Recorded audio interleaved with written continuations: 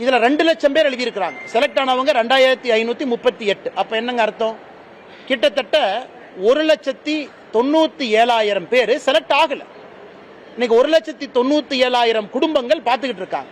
Media நண்பர்களை, தமிழக அரசை நியாயமான முறையில் தேர்ந்தெடுக்காம 25 லட்சத்திலிருந்து 35 லட்சம் ரூபாய் வரை பணம் வாங்கி வேறு வேறு இடத்துல புரோக்கர் மூலமாக அதை நிறைய அக்கவுண்ட் மூலமாக மணி லாண்டரிங் பண்ணியிருக்கிறாங்க. இத்தனை கொடுத்தது வேறு மாநிலமா இருந்தா இந்நாள் அந்த அமைச்சர் ரிசைன் பண்ணியிருக்கணும்.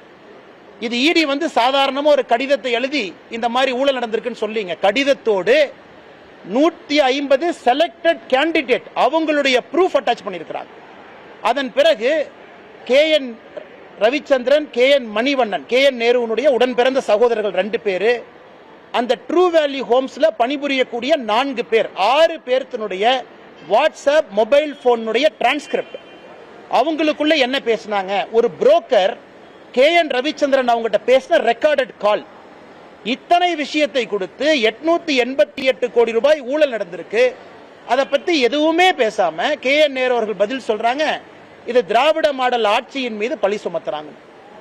அதனால் முதலமைச்சர் அவர்கள் நேரடியா இதுல உடனடியா தமிழ்நாடு DGP அவர்களை FIR போட சொல்லணும். ஏன்னா FIR போடப்பட்ட பிறகுதான் ED களத்துக்கு வர முடியும். EDயை பொறுத்தவரை ஒரு FIR இல்லாம ED தன்னுடைய விசாரணையை ஆரம்பிக்க முடியாது.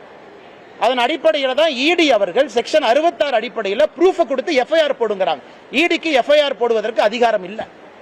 அதன் பிறகு சம்பந்தப்பட்டவர்கள் யாராக இருந்தாலும் ED நடவடிக்கை எடுக்கும். ஏன்னா அதுல மணி லாண்டரிங் நடந்திருக்கு. இது எதுவுமே இல்லாம காலையில முதலமைச்சர் அவர்கள் தன்னுடைய சமூக வலைதளத்தில் போடுறாரு, பாரத பிரதமர் நரேந்திர மோடி ஐயா அவர்கள் பீகார்ல இருந்து தமிழக மக்களை இன்சல்ட் பண்ணிட்டாங்க, தமிழ்நாட்டை பத்தி தப்பா பேசிட்டாங்க. பாரத பிரதமர் நரேந்திர மோடி அவர்கள் என்ன பேசினாங்க? தமிழ்நாட்டில் வசிக்கக்கூடிய, தமிழ்நாட்டிலே வேலை பார்க்கக்கூடிய பீகாரை சேர்ந்த இங்கே வேலை பார்க்கக்கூடிய சொந்தங்கள் தமிழ்நாட்டினுடைய திராவிட முன்னேற்ற கழகம் DMK அப்படிங்கிற வார்த்தையை பயன்படுத்துறார். திராவிட முன்னேற்ற கழகம் கட்சியினுடைய தலைவர்கள் அவமானப்படுத்துறாங்க. இதுதான் பாரத பிரதமர் நரேந்திர மோடி அவர்கள் பீகார்ல தேர்தல் பிரச்சாரத்தின் போது சொன்ன வார்த்தை. இது DMK அவமானப்படுத்துறாங்கிற ப்ரூஃப் நம்முடைய சமூக வலைதளத்துல அந்த வீடியோவை போட்டு ஹிந்தி சப்டைட்டில் போட்டிருக்கோம். நம்ம BJP தமிழ்நாடு, என்னுடைய சமூக வலைதளம், நம்முடைய நயினார் அண்ணன் எல்லாத்தையும் நீங்க பார்க்கலாம். அதுல எப்படி தயாநிதி மாறன் அவர்கள் பீகாரில் இருந்து இங்க பணிபுரியக்கூடியவங்களை மிக மோசமா பேசினாங்க. TRB ராஜா, திரு பொன்முடி, திரு ராசா, இவங்க எல்லாமே வேறு வேறு காலகட்டத்தில் பான்பராக்கு வாயன், டாய்லெட் கட்டுறவங்க, இதை பேசியதைத்தான் பாரத பிரதமர் நரேந்திர மோடி அவர்கள் தமிழகத்தில் பீகாரை சார்ந்த தொழிலாளிகளை திராவிட முன்னேற்ற கழகத்தினுடைய தலைவர்கள் அவமானப்படுத்தினாங்க. அதனால் இன்னைக்கு 888 கோடி ரூபாய் ஊழல் நடந்திருக்கக்கூடிய Tamil Nadu municipal administration, water supply, நகராட்சி நிர்வாகம் மற்றும் நீர் வழங்கல், இந்த துறையில் இவ்வளவு ஆதாரத்தின் அடிப்படையில் ED கொடுத்தும் கூட அதை பற்றி வாயை திறக்காத முதலமைச்சர் திசை திருப்புவதற்காக பாரத பிரதமர் நரேந்திர மோடி அவர்கள் சொல்லாத ஒரு விஷயத்தை சொன்னதாக போய் பேசுறாங்க. இவர் எடுத்திருக்கக்கூடிய சத்திய பிரமாணத்துக்கு எதிராக நம்முடைய முதலமைச்சர் திரு MK ஸ்டாலின் அவருடைய நடவடிக்கை இருக்கு. சத்திய பிரமாணத்தை பொறுத்தவரை இந்திய அரசியல் அமைப்பு சட்டத்தை பாதுகாப்பதாக இருக்க வேண்டும், மக்கள் நலனுக்காக இருக்க வேண்டும். ஆனா பிரதமர் சொல்லாத ஒரு விஷயத்தை சொன்னதாக ஒரு முதலமைச்சர் பொய்ய சொல்றாருன்னா சத்திய பிரமாணத்துக்கு எதிராகத்தான் அவர் நடவடிக்கை இருக்கு. அதனால் முதலமைச்சர் அவர்கள் உடனடியாக தன்னை திருத்திக் கொள்ள வேண்டும். எதுக்கு பொய் பேசி சுத்துறாரு? இந்த பிரதமர் பேசுறது சர்ச்சையாச்சு. அப்போ பாஜக யாருமே கண்டுக்கல, தமிழ்நாட்டில் இருக்கிற பாஜகக்காரங்க யாருமே கண்டுக்கல அப்படிங்கிற ஒரு குற்றச்சாட்டு சமூக வலைதளங்கள் போயிட்டு இருக்கு. அதே சமயம் அமித்ஷா கூட பேசினாரு, ஒரு தமிழர் ஒரிசாவை ஆளலாமா அப்படிங்கிற மாதிரி பேசியிருந்தாரு. அண்ணா இன்னைக்கு இதே ஒரு சிம்பிள் கேள்விங்க, நியாயமான கேள்விதான் நீங்க கேட்குறீங்க. தமிழ்நாட்டிலே பிறந்து வளர்ந்திருக்கக்கூடிய நம்ம தமிழன் அப்படிங்கிற அடையாளத்தோடு சொல்றோம். என்னை பொறுத்தவரை எல்லோரும் தமிழர்கள் தான். யாராவது நார்த் இந்தியாவிலிருந்து தமிழ்நாட்டில் பிறந்து வளர்ந்து அவர்கள் தமிழ்நாட்டினுடைய வருகின்ற காலத்தில் முதலமைச்சர் ஆவதற்கு தகுதி இருக்கா அப்படிங்கிறத திராவிட முன்னேற்ற கழகம் தெளிவுபடுத்தணும்.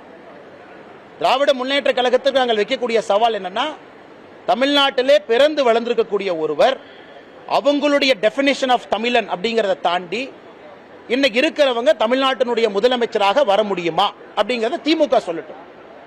இதைத்தான் ஒரிசால 2024 நடந்த சட்டமன்ற தேர்தலில் அவங்க பேசினாங்க. ஒரிசால யார் ஆள வேண்டும் என்பது அங்க இருக்கக்கூடிய அரசியல் கட்சிகள் அடிச்சுக்கிட்டாங்க. ஃபைனலா மக்கள் ஒரு தீர்ப்பு கொடுத்தாங்க. இதை பற்றி யார் விவாதம் வைத்தார்களோ பாரதிய ஜனதா கட்சிக்கு வாக்களித்து இன்னைக்கு கொண்டு வந்திருக்கிறாங்க ஆட்சிக்கு.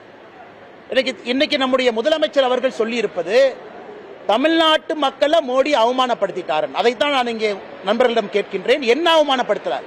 திராவிட முன்னேற்ற கழகம் செய்திருக்கக்கூடிய அட்டூழியத்தனமான வேலையை எடுத்து சொல்லியிருக்கிறாங்க. அதுவும் உங்களுக்கு தெரியும், அவ்வளவு ஃபுட்டேஜ் இருக்கு. திமுகவினுடைய அமைச்சர்கள், மூத்த தலைவர்கள் அசிங்கப்படுத்தி இருக்கிறாங்க. அதை கேள்வி கேட்டால் இவர்களுக்கு எது கோபம் வருது? பிரதமர் சொல்லாத ஒரு விஷயத்தை முதலமைச்சர் பொய் சொல்லலாமா?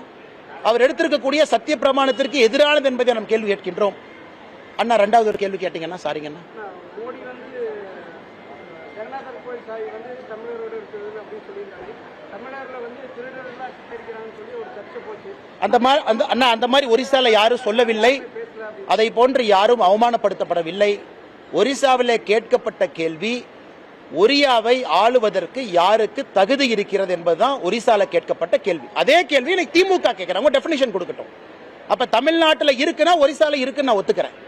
இன்னைக்கு திராவிட முன்னேற்ற கழகத்தினுடைய தலைவர் திரு ஸ்டாலின் அவர்கள் நார்த் இந்தியாவில் பிறந்து ஒருத்தவங்க இன்னைக்கு தமிழ்நாட்டில் வந்திருக்கிறாங்க. குடும்பமா ஷிஃப்ட் ஆயிருக்கிறாங்க கடந்த 10 வருஷத்துல. அவங்க 25 வருஷம் கழிச்சு தமிழ்நாட்டினுடைய முதலமைச்சராக வருவதற்கு தகுதி இருக்குன்னு ஸ்டாலின் ஐயா சொல்லட்டும்.